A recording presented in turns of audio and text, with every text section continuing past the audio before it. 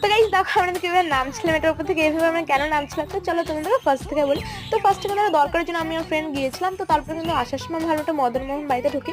তো ঢোকার পর দেখো সন্ধ্যাবেলার এখানে নজারাটা কি সুন্দর লাগছিল। তো আজকে তো ফার্স্ট টাইম আমি মদনমোহন বাড়িতে হচ্ছে সন্ধ্যা আরতি দেখলাম। তো এত বড় করে হয় মানে কি বলবো, মানে এত আমি কোনোদিন দেখিনি, ফার্স্ট টাইম আজকেই দেখলাম, মানে কোচবিহারে থাকে তাও। তারপরে আমার ফ্রেন্ড দাদা একটা ফটো উঠাচ্ছিল, মানে ফার্স্ট টাইম আমি আমার ফ্রেন্ডই গিয়েছিলাম। তো পরে কিন্তু দাদার সাথে দেখা হয়ে গেলোর জন্য আমরা তারপর সবাই একসাথে ঘুরছিলাম।